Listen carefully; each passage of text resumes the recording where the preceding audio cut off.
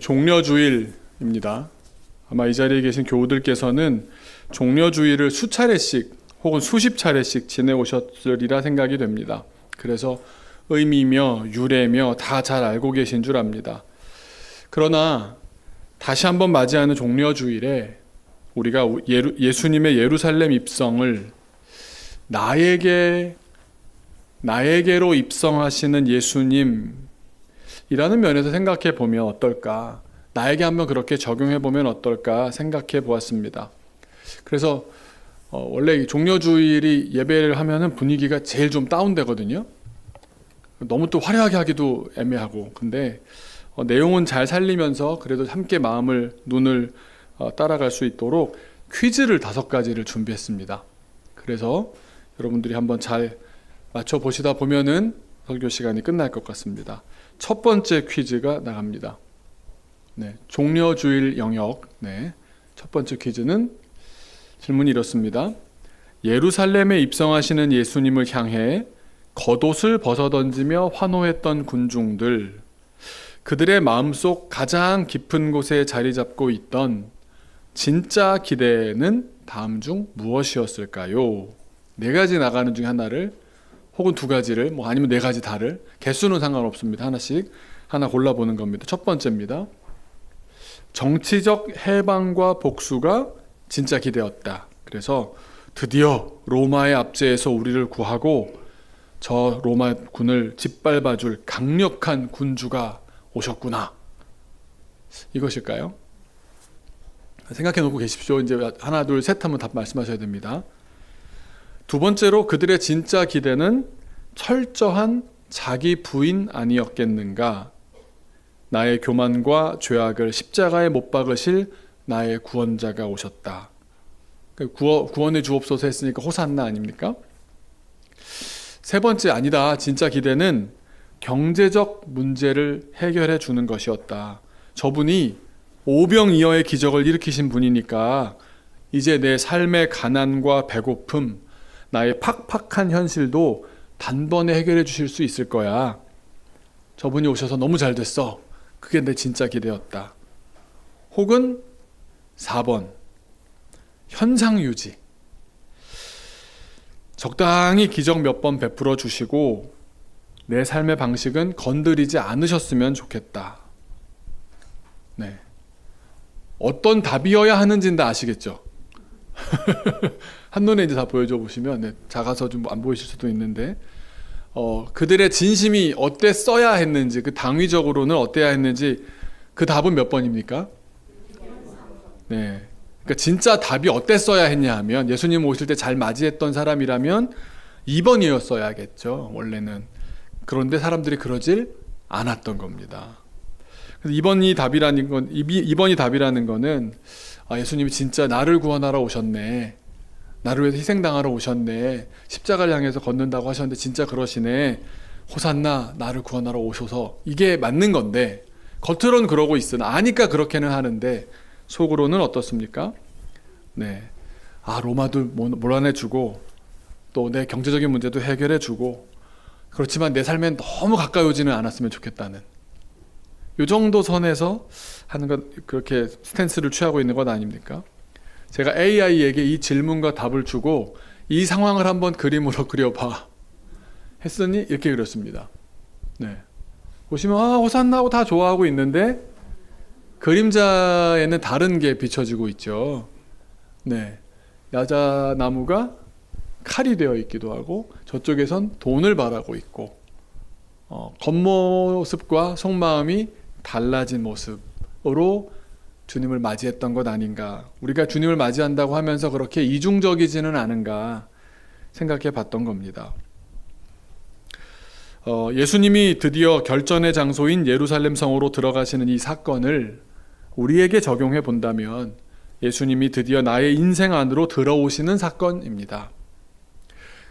들어오시겠다고 할 때 어떻게 반응하실 것 같으십니까? 우리는 무엇을 바라며 예수님께 나아왔습니까? 보기에 1번, 3번, 4번처럼 이 앞에 거 다시 한번 보여주시면 1번, 3번, 4번처럼 우리가 예수님을 나의 죄를 사하실 구원자로 2번처럼 호산나 외치기보다 내 삶의 고단함을 해결해 줄 문제 해결사나 내 뜻을 대신 이루어줄 정치적 메시아로 철저히 오해하고 있었던 우리 인간의 이기적인 모습이 드러나는 것 아닌가 싶습니다. 저는 요즘 미국이 하는 전쟁을 보면서 그런 생각이 듭니다. 미국의 옛날 같지 않다는 생각이 들면서 미국의 정치 외교가 1번 정치적인 야망, 3번 철저하게 돈을 좇아서, 하지만 4번 하나님 믿는 많은 목사님들 사이에 기도도 받고 하지만 4번 내 정책과 내 인생에 관여하지 않기를 바라는 우리의 속물과 같은 속내를 여실히 드러내고 있지 않나, 그런 생각이 듭니다. 2번 문제로 갑니다. 이제는 좀 어려워집니다, 여러분. 네. 2번은 사실은 사전 지식이 없으면 좀 어려운 문제인데, 자, 2번입니다. 수많은 나무 중 사람들은 왜 하필 종려나무 가지를 흔들었을까요? 종려나무가 쉽게 말하면 야자수입니다. 그러니까 어렵게 생각하지 마시고요. 대추 야자라고도 하지만 그냥 야자수, 뭐 이렇게 우리 열대지역 생각하면 떠오르는 바로 그 나무거든요. 왜 종려나무 가지를 흔들었을까? 1번 평화와 화해를 상징하기 때문에, 그런 것도 같고, 그죠? 2번 유대 민족주의의 상징이자 전쟁에서의 승리를 뜻하기 때문에, 그런 것도 같고 아닌 것도 같고, 그죠? 3번 예루살렘에서 가장 구하기 쉬운 땔감이라 모여져 있어서 그냥 갖고 와서 들었다는 3번. 4번 예수님이 십자가에서 당하실 고난을 미리 슬퍼하며, 왜 이게 슬픈지는 모르겠지만 정답이 뭔지 한번 손가락으로 이렇게 말하면 민망하잖아요. 손가락 한번 표현해 보시겠습니까? 하나, 둘, 셋.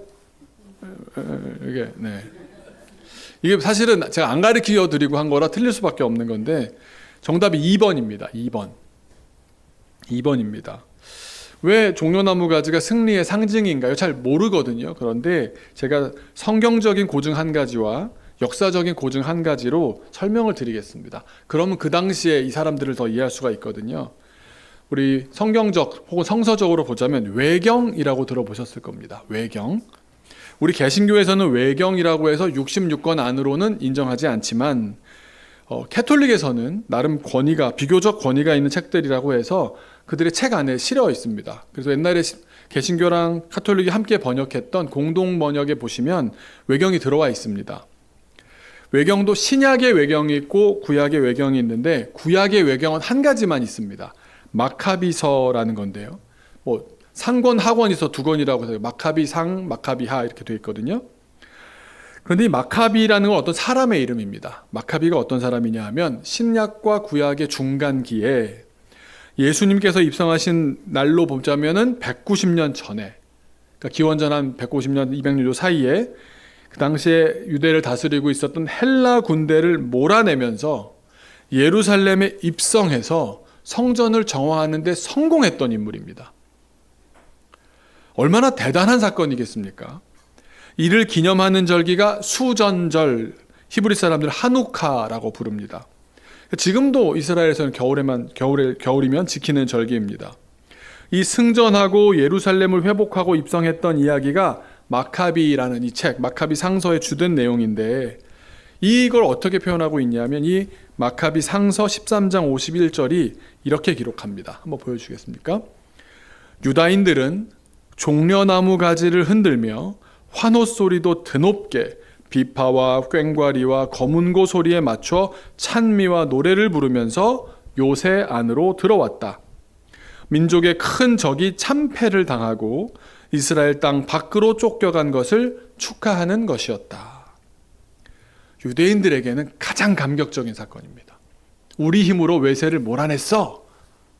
그러니까 지금 백몇십 년이 지나서 다시 또 헬라가 물러가 로마가 와서 우리를 다스리고 있는데 어떤 게 머릿속에 그려지겠습니까? 저 외세를 또 우리가 몰아낼 거야. 그날이 오면 내가 어떻게 하지? 그때 마카비가 그랬던 것처럼, 유다 마카비가 그랬던 것처럼 우리도 그렇게 종려나무 가지 들고 흔들 거야. 이때부터 종려나무 가지는 이방 압제자로부터 우리가 해방된다, 유다인의 왕이 다스리는 나라가 회복된다, 이런 뜻을 갖고 있었던 겁니다. 그러니까 예수님께서 입성하셨을 때 사람들이 종려나무 가지를 흔든 것은 물색 모르고 예수님을 너무 좋아해서 그냥 예수님 어서 오세요 했던 게 아니라, 예수님도 마카비가 그랬던 것처럼 로마를 쫓아내 주세요. 강력한 정치적 요구였던 겁니다. 두 번째 증거는 고고학적으로 보아도 알 수 있는데, 종려나무는 승리의 상징입니다. 로마가 AD 70년경에 아까 말씀드린 대로 이제 로마가 완전히 유대를 점령이 끝냅니다. 완전 정복하고서는 기념 동전을 만듭니다. 기념 동전을 만든 거를 발굴이 되는 거죠. 동전을 보시면 한번 동전 보여주시겠어요? 잘 보이시는지 모르겠는데 가운데 있는 나무가 보이십니까? 동전 중앙에 크고 웅장한 무슨 나무입니까? 이게 종려나무입니다. 이게 야자수나무. 근데 거기선 왼쪽에 승리한 로마 제국을 상징하는 군인과 무기가 서 있고, 종려나무 오른쪽 아래에는 포로로 잡혀 고개를 숙이고 절망하며 울고 있는 유대 여인이 주저앉아 있습니다.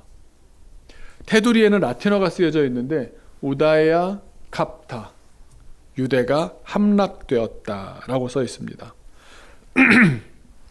왜 종려나무를 그려 넣었겠습니까? 종려나무로 상징되는 유대인들의 반란을 완전히 진압했기 때문에, 로마 제국의 베스파시아누스 황제가 내가 승리했다고, 다 내 손아귀에 들어왔다고, 그러니까 로마인들도 다 알고 있었던 겁니다. 유대 나라를 정복했다는 걸 그림 한 컷으로 보여주려면 저 종려나무를 빼앗았다, 종려나무가 내 통제 아래 들어왔다, 이렇게 표현하면 되는구나 생각했던 겁니다. 그래서 정답은 2번입니다. 자, 근데 2번이라는 걸 알고 나니까 이제 문제가 한 가지 생깁니다. 뭐냐 하면 예수님께서는 지금 전쟁에 승리하려고 오시는 게 아니지 않습니까? 사람들이 흔들고 있는 이유는 뭡니까? 전쟁에 승리해 주세요 라고 흔들고 있었던 겁니다. 전쟁과 정복의 상징을 평화의 왕으로 오신 예수님을 향해 흔들었다는 점입니다. 그러니까 어떤 겁니까? 예수님은 예수님이고 나는 나고, 내 방식대로 예수님을 내 바램대로 그렇게 잘라버리는, 재단하는 우리의 모습과 닮아있지 않습니까? 이 역시 한번 제가 AI로 그림을 그려달라 그랬습니다. 한번 이번에 잘 발견해 보시면 앞에 있는 사람은 분명 야자수를 들고 있는데 뒤에 있는 사람들은 야자수를 들고 있는 중에 칼과 창을 들고 있습니다. 네, 진짜 바라는 건 저 마음이라는 거죠. 또 동전에 종려나무를 새겨 넣어서 유대 나라를 뽐내고 싶은 마음, 그 안에 숨겨져 있지 않았겠습니까? 예수님이 한 번 더 재연해 주시기를 바랬던 이 마카비 혁명 어떻게 됐을까요? 로마 제국에 의해 처참히 무너지고 맙니다. 그러니까 예수님은 그런 평화를 주시려고 온 게 아닙니다. 결국 다른 힘에 무너지고 말아버리는 임시적이고 일시적이고 제한적인 평화를 주러 오신 분이 아니십니다.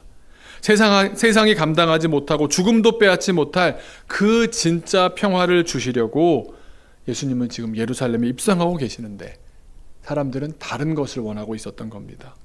주님이 오늘 예루살렘에 입성하셨다는 사실은 우리를 향해서 어떤 말씀을 주시는 겁니까? 내가 너에게 참된 평화를 주마. 참된 평화를 너에게 주마. 그래서 한번 이렇게 인사하셨으면 좋겠습니다. 이스라엘 사람처럼 샬롬. 그게 샬롬입니다. 샬롬. 자, 세 번째 문제로 넘어가겠습니다. 예수님께서 늠름한 말이 아닌 초라한 새끼 나귀를 타고 예루살렘에 입성하셨음에도 불구하고 군중들은 실망하기는커녕 더욱 열광하며 종려나무 가지를 흔들었습니다. 그 환호 속에 감추어진 군중들의 섬뜩한 이중성을 가장 정확하게 지적한 것은 무엇입니까? 좀 어려운 서술형과 같은 객관식입니다. 1번, 나귀의 초라한 모습에 내심 실망했지만 예수님이 체면을 구기지 않도록 억지로 환호하며 분위기를 맞추어 드렸다. 네, 속으로 아닌데 이러고 계시죠? 네. 2번, 나귀가 상징하는 십자가와 희생의 의미를 깨닫고, 나귀가 십자가를 의미를 깨닫나요? 자신들도 그 고난의 길에 기꺼이 동참하겠다는 영적인 결단이었다. 나귀한테 그런 상징이 있었나요? 세 번째, 과거 유다 마카비가 나귀를 타고 로마를 물리쳤던 역사를 기억하며 나귀를 전쟁 승리의 부적으로 여겼다. 네, 그리고 마지막입니다. 나귀를 보며 왕이 오신다는 스가랴의 예언이 성취되었음을 확신했지만 정작 그들의 머릿속은 겸손의 왕이 아닌 자신들에게 돈과 권력을 쥐어줄 백마탄 정복자를 투영하고 있었다.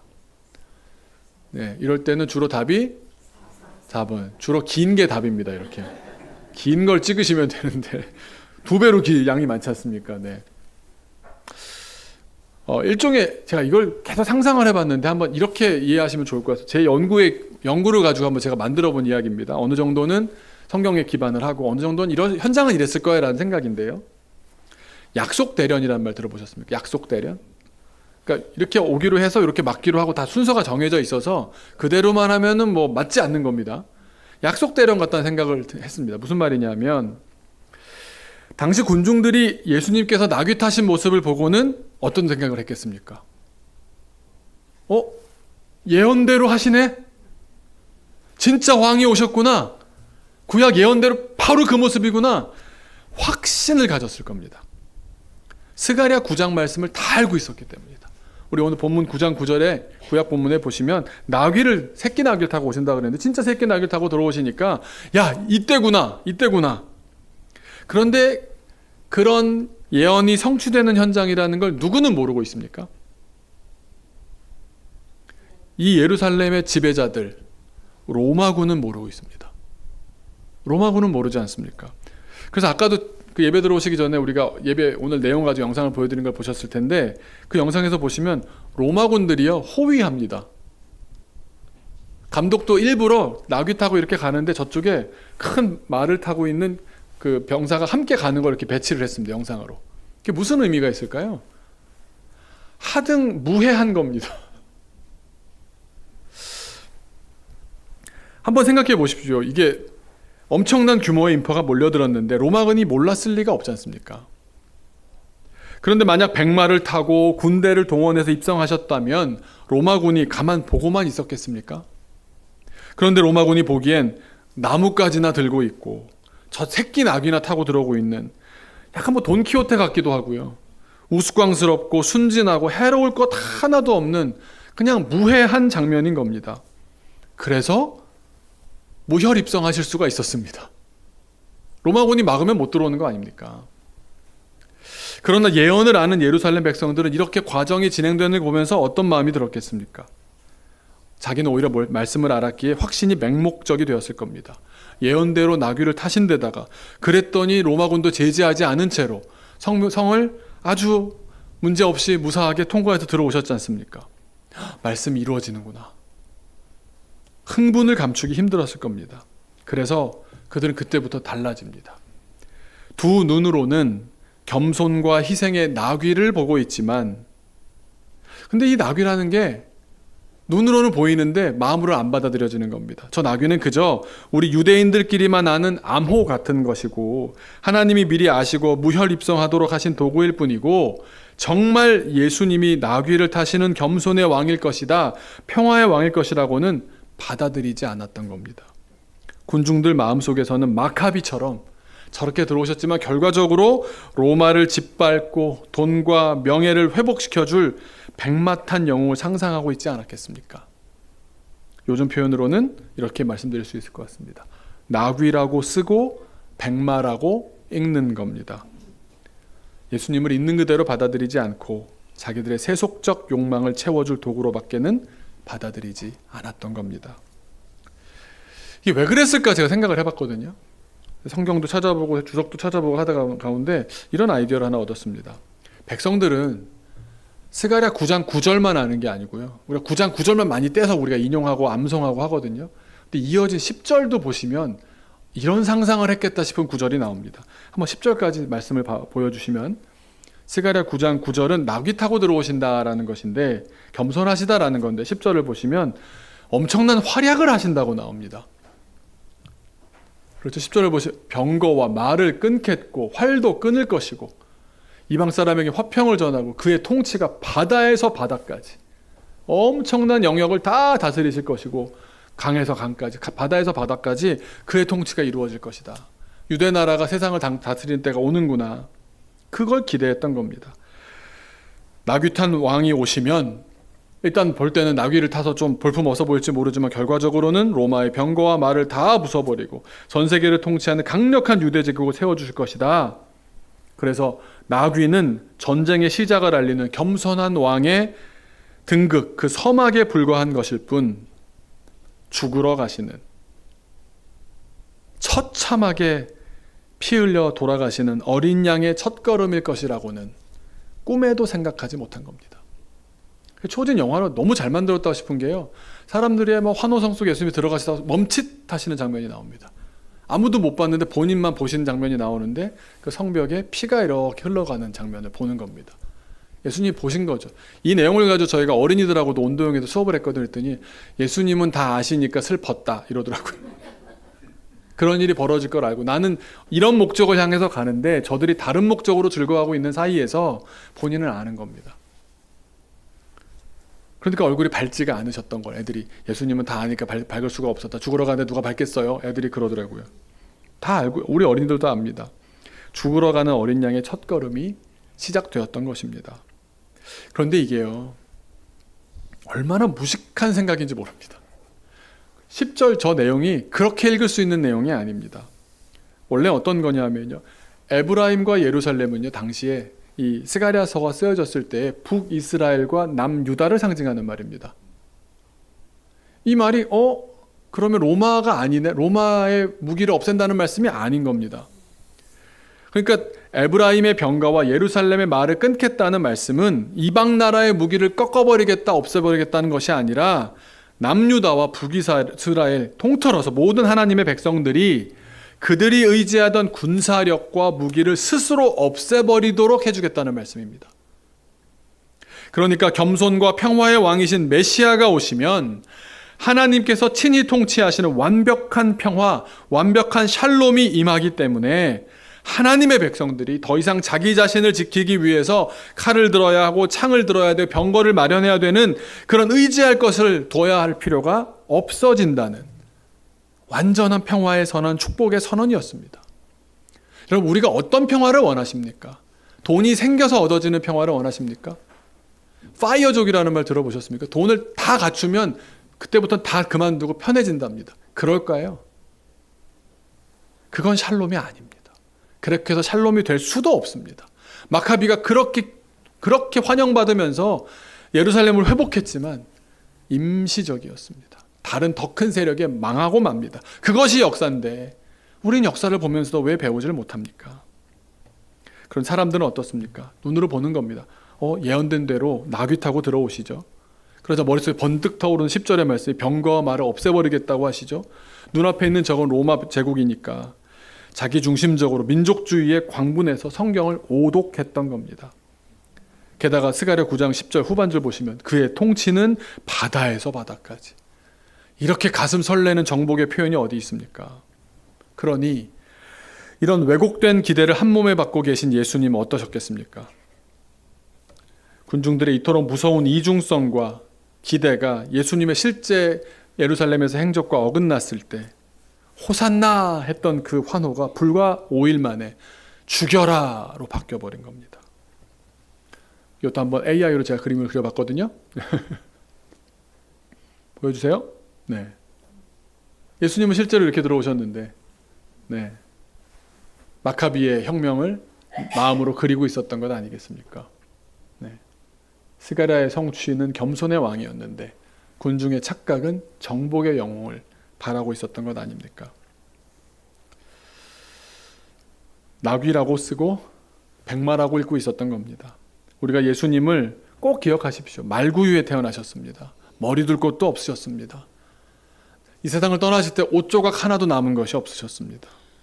예수님을 그 예수님 그대로 받아들일 줄 알고 우리도 그 예수님을 닮아 나귀 타는 삶으로 겸손하게 살아야 할 줄로 믿습니다. 3번 문제를 잘 푼 학생들은 4번 문제는 그냥 잘 풀 수 있습니다. 네, 4번 문제 한번 보시겠습니다. 호산나를 외치던 입술이 불과 5일 만에 십자가에 못 박으라, 죽여라 돌변한 가장 결정적인 이유는 무엇이었을까요? 1번, 로마 군대가 무서워서 생명의 위협을 느꼈기 때문에. 2번, 대제사장들의 설득에 마음이 흔들렸기 때문에. 3번, 예수님이 내가 원하던 이기적인 욕망을 채워주지 않는 무능한 자로 보였기 때문에. 4번, 예수님이 진짜 하나님의 아들이 아님을 깨달았기 때문에. 정답은 뭡니까? 하나, 둘, 셋. 3번. 네, 아까 공부를 잘한 학생들이 확실히 잘 풀고 있습니다. 이렇게 분류해서 말씀드려 볼 수 있겠습니다. 우리 신앙을 하면서 우리의 신앙의 자리가, 하나님과 나의 관계가 하나님의 나인가 나의 하나님인가. 때에 따라 다 혼용해서 쓸 수 있는 말이긴 하지만 제가 딱 나누어서 한번 지금 이 자리에서 말씀드리는데, 뭐가 맞을까요? 하나님의 나일까요? 나의 하나님일까요? 네, 나의 하나님이 아닙니다. 하나님의 나입니다. 하나님 먼저 계셨고 그 하나님이 나를 창조하신 겁니다. 맞습니까? 그런데 내가 먼저 있는 사람들이 내가 하나님을 만들어내기도 합니다. 그 차이입니다. 우리가 하나님을 창조주로 인정한다? 그러면 하나님의 나가 되는 겁니다. 하나님을 내 삶의 주인으로 인정합니까? 그러면 하나님의 내가 되는 겁니다. 그러면 우리는 그분 말씀에 귀 기울일 수밖에 없고 순종하며 살 수밖에 없습니다. 인정했는지 안 했는지 뭘 보면 알 수 있습니까? 순종하는 모습을 보면 알 수 있습니다. 그의 삶을 보면 알 수 있지 않겠습니까? 그러나 나의 하나님이라면 어떻게 되겠습니까? 내가 원하는 것을 해주는 신이어야 합니다. 내가 원하는 것을 해주지 않으면 신이고 나발이고 없습니다. 순종이 어디 있습니까? 나에게 잘 해주면 나도 떡값도 주고 선심도 쓰고 그런 정도일 뿐입니다. 하나님을 대하는 태도가 옛다 이런 식으로 한 분들을 저도 꽤 봤습니다. 지금 예루살렘 사람들은 어떤 겁니까? 자기의 뚜렷한 목적과 염원이 있습니다. 이게 위험합니다. 눈을 멀게 만들거든요. 욕망의 눈이 멀거든요. 그거 이뤄주시면 신이고 안 이루어주면 신이고 나발이고 이러고 있는 겁니다. 입성할 때 그렇게 열렬히 흔들었던 이유는 내가 원하는 대로 로마 제국을 무찔러 준다는데 옛다 내가 이거 한번 흔들어 주지. 한번 같이 한번 좋은 나라 만들어 봅시다. 이러고 있는 겁니다. 그러다가 내 기대를 채워주지 않는 신, 내 뜻대로 로마 제국을 무찔러 주지 않는 사람이다라는 것이 확인되는 순간 입 싹 닫고 같은 입으로 처형하라, 십자가에 못 박아라 외쳤던 겁니다. 세상 제일 신앙 좋아 보이던 그들이었지만 그들은 어디까지나 자기가 먼저였고 하나님은 다음이었습니다. 내 목적에 부합하지 않자 환호는 즉각 분노로 바뀌고 말았던 겁니다. 제가 AI로 그려봤는데요. 네. 여성 버전을 먼저 한번 그렸습니다. 네. 같은 사람인데 이렇게 바뀔 수 있다. 주일에는 호산나, 다윗의 자손이여 호산나. 금요일에는 십자가에 못 박으라고.